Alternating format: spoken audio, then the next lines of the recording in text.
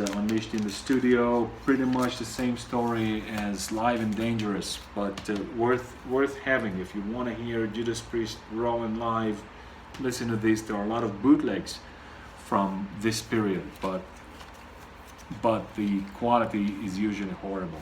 But there's a lot of bootlegs recorded, especially in New York, but other shows as well. Japan, the quality is not good.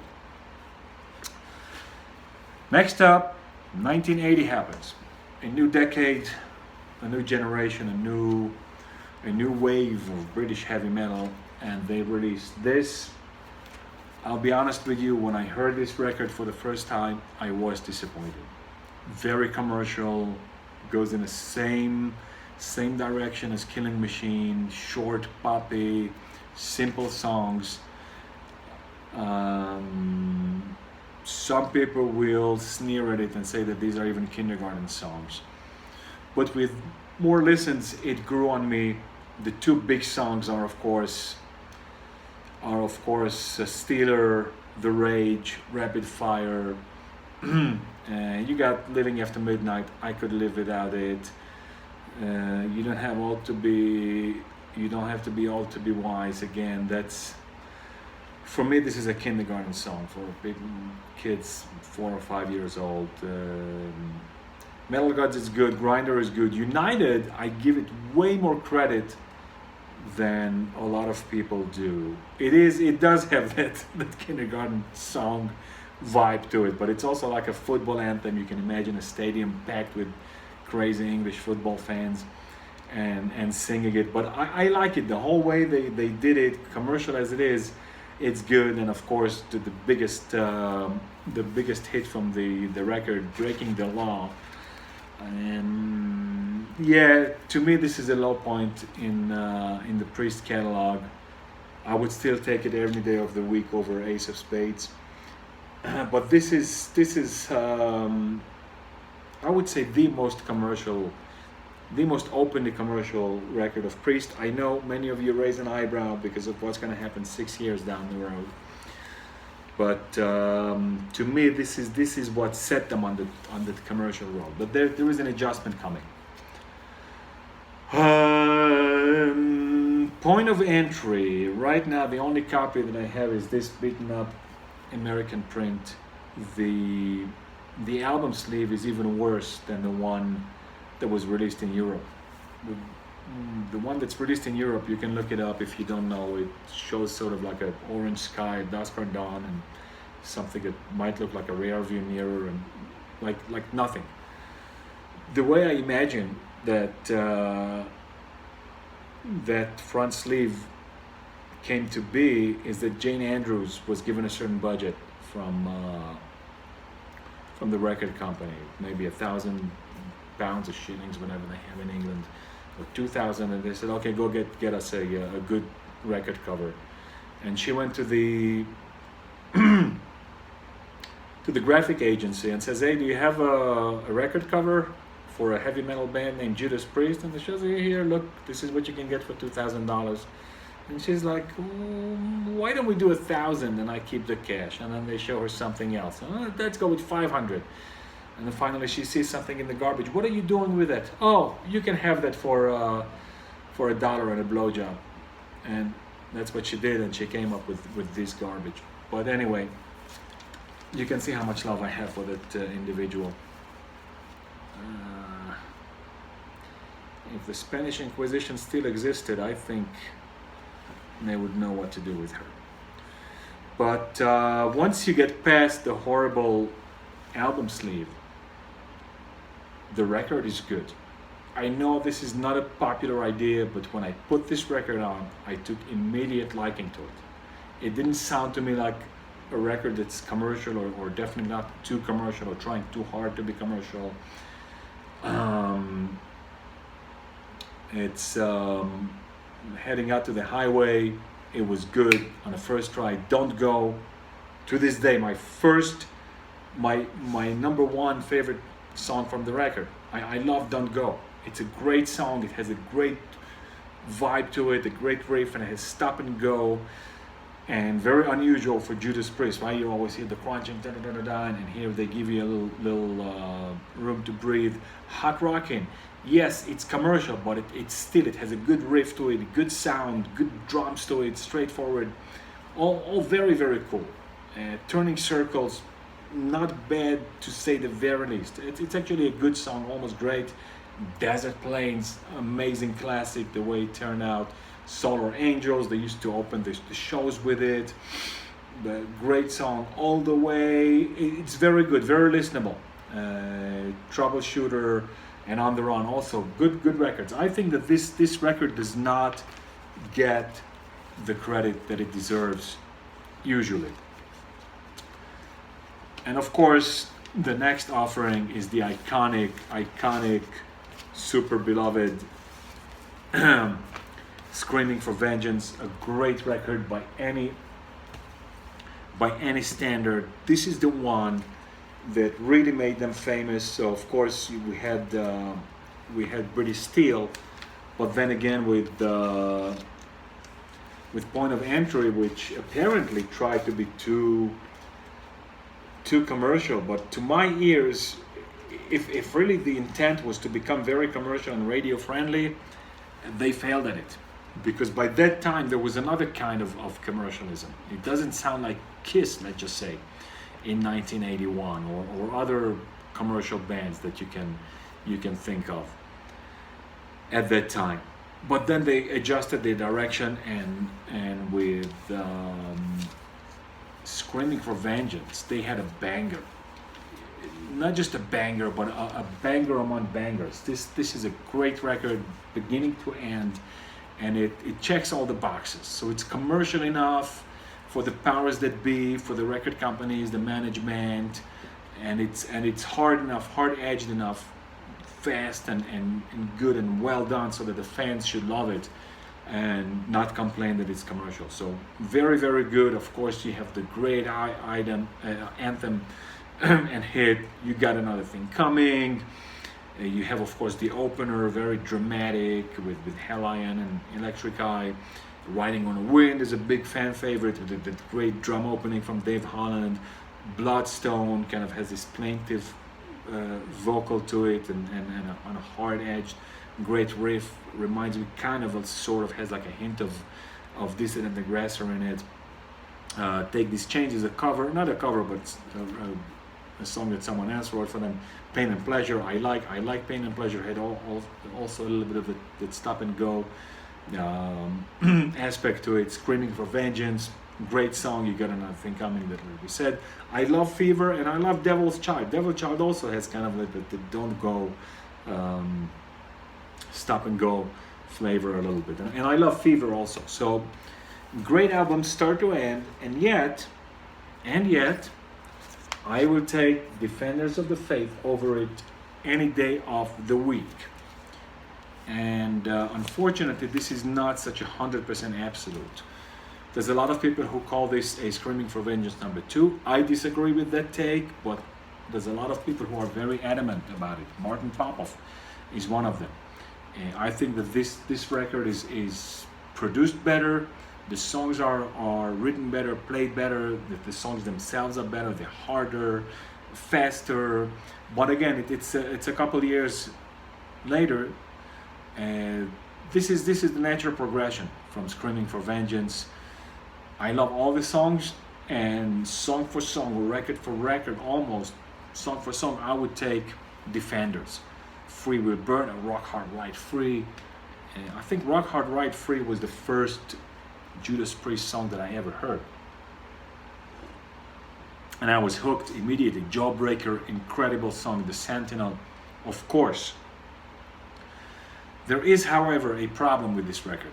You flip the side, and you cannot help having the feeling that you might have been shortchanged. Love Bites is a great one, doesn't live up to any of those from side one. Eat Me Alive almost does, competes a little bit with Jawbreaker, but it's not there. It's a 1/16 of an inch, a 32nd of an inch from those on side one, but doesn't get there.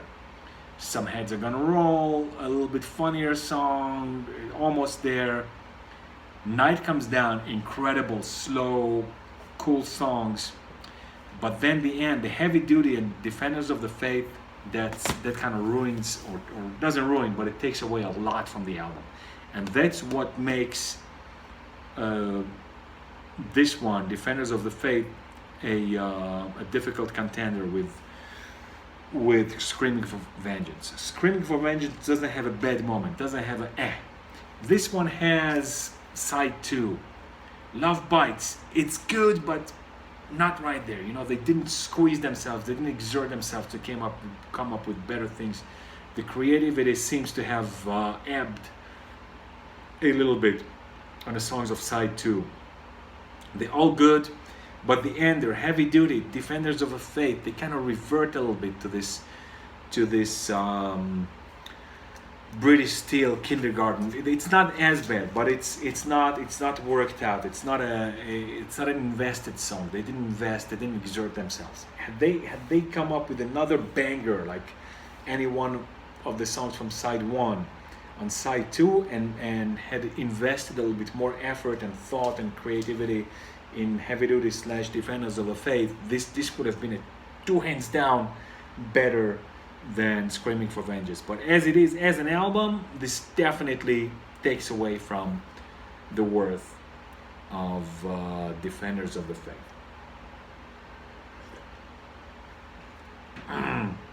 Let us take a little pause here and see what's going on with Lemmy and his friends. So the last record that we mentioned was Another Perfect Day with Robbo, and it didn't go out that well. That record was released in '83, and unfortunately it looks like there was a low point for Motorhead. Things weren't going too well for them. 3 years gap at that time was not really customary with heavy metal bands. It was typically one year. If you were already an established band and you released a good number of records, you could take an extra year, or you know, those big bombastic tours that Priest started to do with Screaming for Vengeance, and especially Defenders of the Faith, with the elaborate stage production and the motorcycle and all that stuff. But 3 years, it's not like it was unheard of, but it was a lot, especially a band like Motorhead, which fame-wise wasn't there with Priest. There's more turmoil in the band, and after Lemmy kicks out Robbo from the band, he hires Phil Campbell and Wurzel, and they record Orgasmatron, which is a good record. In my opinion, it's a good record. The sound is a little bit low quality or not well done, but I love the title track. Death Forever is a good one. The Claw I think is my favorite song from the record. Ironically, the album sleeve is so good. It's like a very, I don't want to say futuristic, but very up to date, very contemporary, with the times, very on par with what the heavy metal, let's just say the heavy metal ecosystem. It's a very fashionable. The ecosystem of heavy metal culture. So it fit well with that, and makes kind of Snaggletooth like a train, and very modern, probably airbrush or whatever, this shiny, glitzy kind of smooth painting technique. But the album didn't sound like this, so it kind of. It has a little bit of a bad, low and heavy sound, which I hope that they can, or they probably did release it, because they do this today with all the bands and all the records. It's a read this and read that and remixed and reschmixed and remastered and rebestered. But anyway, I think it's a good solid record.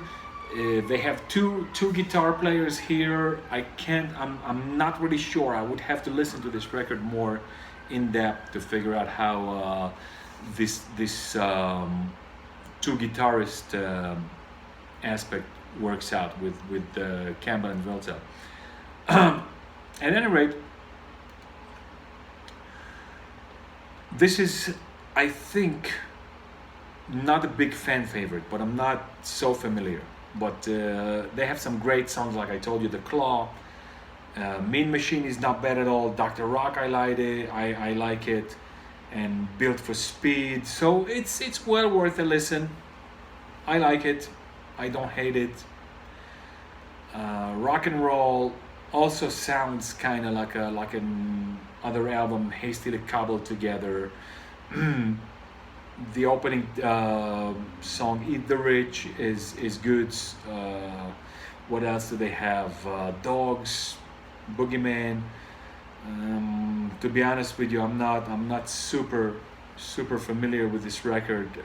I did spin it a couple times. I'm not very impressed with it. And again, a long pause from Motorhead. Nothing comes out until 1991, and I would like to go back to Priest. And not a lot happens here with Motorhead, and like I said, it seems like it's a pretty low point for them. In the meantime, Judas Priest is riding high, riding the crest of the wave, and after Defenders, they come up with Turbo. And Turbo is by many considered the sellout record, where they took a big left turn to a super commercial sound, and I can't blame them. But I think that the change of direction from Defenders to Turbo is less acute, less severe, less extreme than the one from Stained Glass to Killing Machine, Hellbent for Leather. How did I feel about this record? It didn't bother me so much. There was the soup du jour. Certainly not as good as Defenders and Screaming for Vengeance, and certainly not as good as those in the 70s. The artwork on the front sleeve, I hated it. I get the sexual reference with the transmission and a woman's hand on it, but it's a good record. It's a good record to listen to. Cheesy production, cheesy words to the songs. Turbo Lover is a classic to these days. It's a good song. My personal favorite is Reckless, but I don't have a problem with Hot for Love. It's a very good song. If you can imagine these songs produced more like Defenders, you wouldn't hate it so much. And when they play it live, it definitely sounds way better. I'm a huge fan of the melodic solo in Locked In. This is not a song that gets mentioned a lot by Priest fans. The song may not be the best on the record, to say the least, but the solo is fabulous in my opinion. I love it. Private Property, again, another kindergarten kind of song. Parental Guidance, okay, kind of tap into the teenage rebellion thing. Rock You All Around the World, very good song. It's kind of an anthem, like those from Killing Machine, Hellbent for Leather, like Evening Star and Rock You All Around the World. Pretty much has a very Rock You All Around the World flair to it. And in the Cold is kind of like this song that starts quiet. It's a good song. So, and Why Not's Hot and Crazy Days, again, like a Kiss kind of a vibe to it. But it's a good song. So all told, I don't think this record is as bad as people make it sound. If they re-recorded it and made it the way that it should sound, then do away with the words. As good a vocalist as Rob is, I really think that rock needs less vocals, that they could make more music. One aspect that I should have mentioned early on is the dual guitars. because that's so important to Priest. Everybody talks about the harmonies and the solos and the dual solos.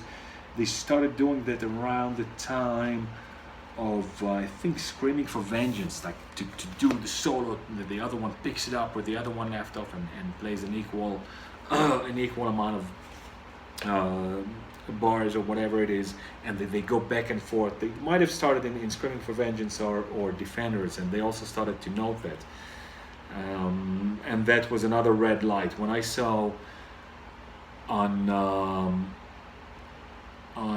British Steel that they, all three of them, Downing, Tipton and Halford, were credited with the songs, I knew that there was a dispute and that this was the financial agreement, and I can't imagine that the fine print says that Ian gets equal share in the credits, even though he's not going to be credited on the sleeve. He kind of didn't really care about the fame thing. He said that much in an interview. I don't know if I have it here, it's got to be somewhere.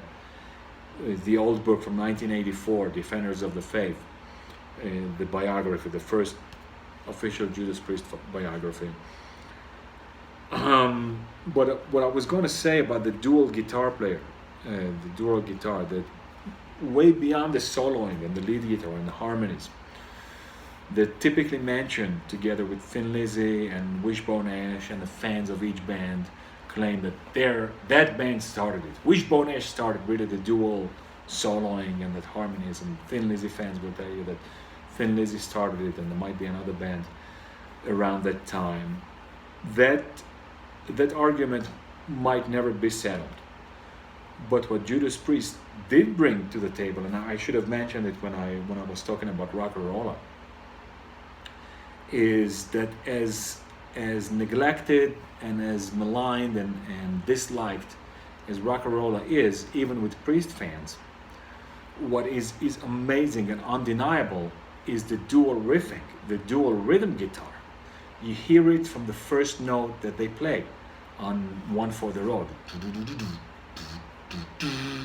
and you hear the two guitars playing together, and it's so amazing. It's so good. They're tuned very close and they sound very close, but it's dual.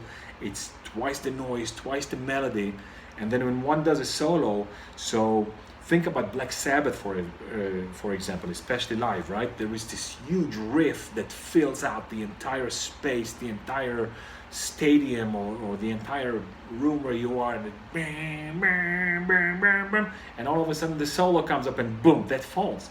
With Priest, you don't have to lose that. Yes, you lose the double rhythm guitar, but I think that was an earth-shattering, immense innovation that nobody talks about it. When they talk about the two guitars, they only talk about the soloing and the harmonizing, and but that's an innovation that is apparent and obvious on Rock-a-Rolla, and I really should have mentioned that when I did Rock-a-Rolla. Anyway, Turbo brings us to the big Fuel for Life tour and the release of another album sleeve masterpiece. Horrible sleeve. Actually, to me, it's not that bad. Kind of the hands express pretty well the ambience, but it should have been way better executed. So the idea is not bad, but the execution is pretty horrible. Again, I'm gonna blame Jane Andrews, because I blame her for everything. I hate her so much, it's not even funny anymore. But and in the middle, all you get is this one big photo. Not even that well.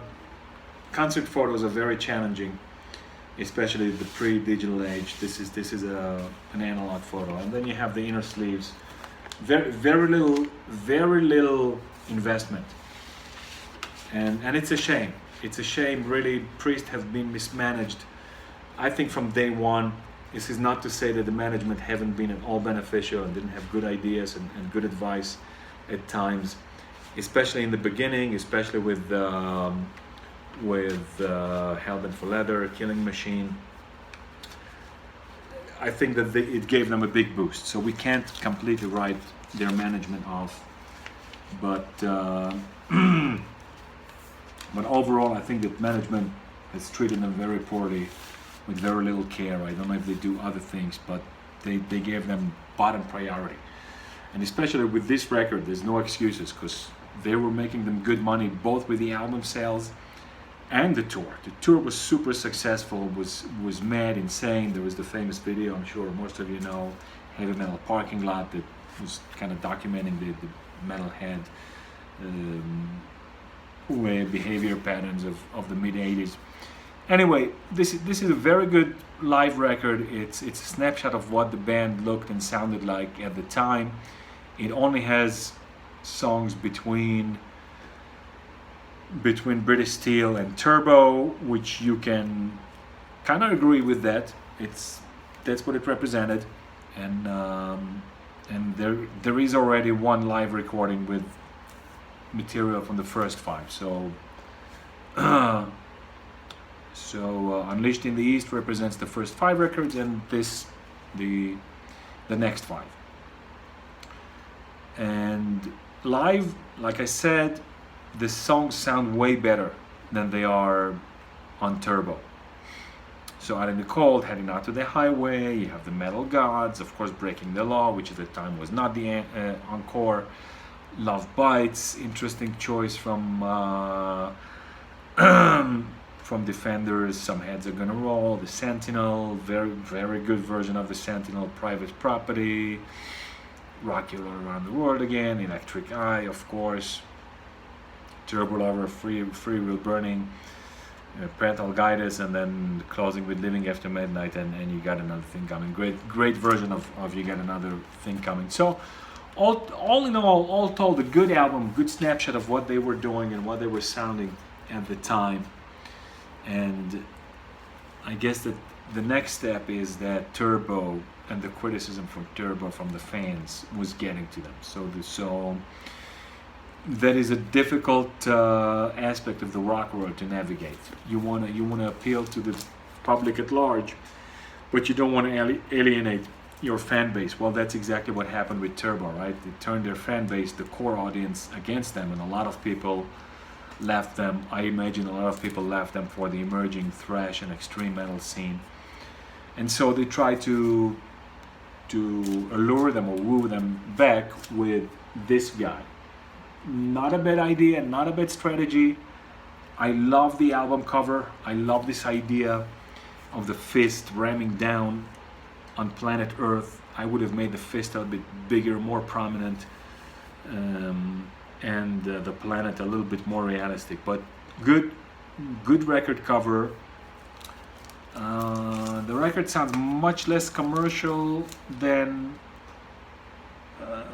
Turbo, but a little bit more to, how should I say it, institutional or clinical or synthetic, if you will. It's a little turn, it's a little dead. Years after it was released, they revealed that there was a drum machine, which you can pretty much hear. There's not a lot of human drumming here, and yet the songs are good. Ram It Down is a great song, and they should have uncheesed it a little bit more even. They should have gone one step further in the same direction. And it's also said that most of the songs here were already written for Turbo, which Kenny very much wanted to be a double album with more songs. So these were a lot of Turbo leftovers. But you can hear how good and how much better the same songs could sound. So Ram It Down, great song. The solo is famous, no need to go into detail here. They go back and forth with super technical and breakneck speed, and great melodic solos too. So it's not just, hey look, I'm trying to be Van Halen number 2. good melodic, good solos, heavy metal. I love the song. Love Zone, I could do without it. Come and Get It, I love it. Strong and gritty song. They could have made it a little bit less produced, a little bit grittier and dirtier sound. Hard as Iron, I love the song. Blooded Skies is a big fan favorite. I'm a Rocker, great song, short and to the point. Johnny Be Good, I like the cover. It sounds nothing like the original. I love the song. I love the way it's made. I love that underlying very melodic melody. Fans hate it. Most Judas Priest spit on that song. They hate it. They'd rather it was never recorded. And although I can see their point, I do not necessarily agree with them. Love You to Death, playable, it's okay. And Monsters of Rock, the closer, is very, very good. It's a great song. It's an unusual song for Judas Priest, kind of like Don't Go from Point of Entry. It has a little bit of that stop and go flair for it, grittier and dirtier than the rest of the songs on the album. And the solo melody is phenomenal. I love it. So all in all, again, a potentially great album that was executed in a way that drags it down and doesn't do it a favor. What should I do next?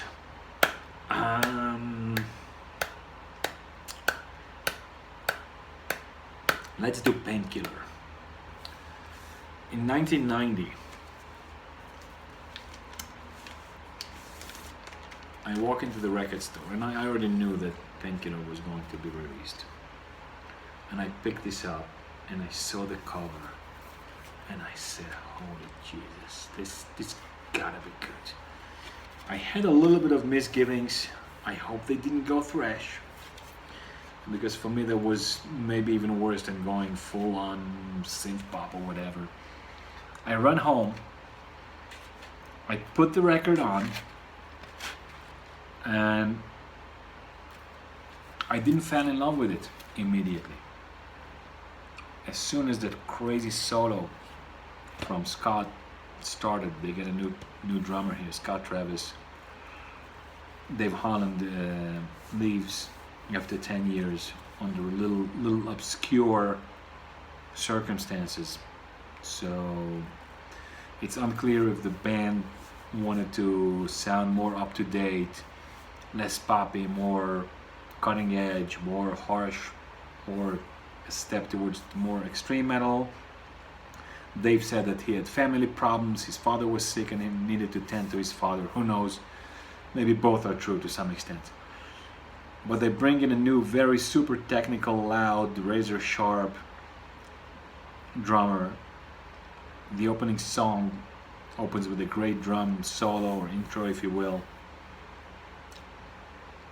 And as I put it on, I was not grabbed to it immediately. I didn't fall in love with it on the second listen. And the whole time I was thinking, are they trying to be Megadeth? Are they doing thrash? And as the second side finished, I said, I gotta give this another listen. So I flip it over, as I do very often with new records, and said, let me listen to this. Just sit down in the dark and listen to the music. And I turn it on, and on the second play, hell, I fell in love with this record. In the second play, I knew that this record would go on to rank very, very high. All the songs are bangers. The opener needs no introduction. The whole song, man, Painkiller is probably the epitome of heavy metal, of what heavy metal is. If an alien from space came to Earth and asked you, define heavy metal, just play Painkiller for him. That's what it is. It's the definition of heavy metal. Hell Patrol, love it. All Guns Blazing, love it. I don't like the vocal intro, but again, that's me. I'm not a huge fan of vocals in general. Leather Rebel, great song. I love it. I love everything, even the words, even the singing. Great riffing, great sound, great drums, everything. Metal Meltdown, epic, incredible opening, great crunching riff, crushes you. Nightcrawler, great kind of song, like a story, like a horror movie kind of great melodies, great everything. Between the Hammer and the Anvil, pretty much the same thing. I love it. A Touch of Evil, contribution from their producer, great sounding song. Battle Hymn is just a small instrumental. That's the intro to One Shot of Glory. and One Shot at Glory, epic, great song, was my favorite song off of the album for a very, very long time. And incidentally, now, what is this, 34 years later or 32 years later, they're starting to bring it back, and hell, what a choice. I was very happy when they started to play One Shot at Glory again, live. Again, this, for many Priest fans, is their number one offering, and I can't blame them. And to me, this definitely belongs in the top 5. So if I had to rank them, I would go Stained Class, Sin After Sin, Sad Wings of Destiny, Painkiller, and Rock and Roll in my top 5 Priest records. Just great. Here begins a pretty dark period in the Judas Priest history, and I want to go back to Lemmy a little bit, and then we will go into the unfortunate and sad and less positive details of Judas Priest. It looks like Judas Priest started to go downhill, and Motorhead started to come up from their low period. So there was kind of an X, right? The early to mid 80s, early 80s, after Iron Fist, Motorhead goes downhill, Judas Priest goes uphill. And then in 1990 or so, it's the opposite. Motorhead starts going up, Judas Priest starts going down.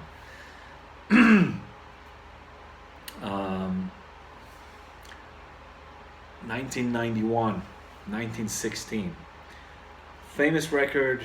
I think that Motorhead fans are very split on this one. A lot of them say that it's garbage. A lot of them say that it's great. To me, it's kind of in the middle. Make My Day.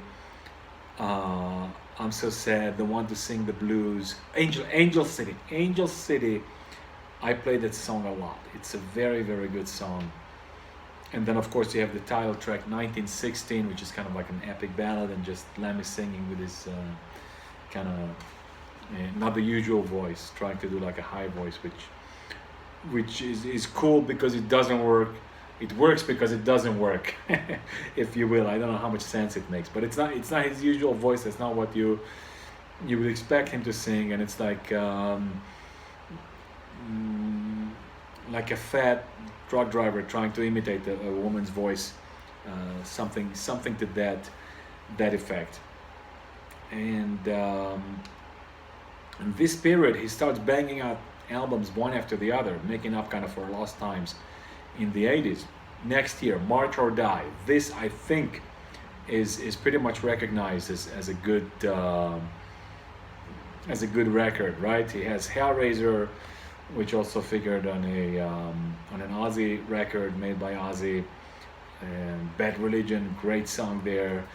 He has a Ted Nugent cover, Cat Scratch Fever, Too Good to Be True, and then the title track, March or Die. To me, it's a great record. Not their greatest, but a great record.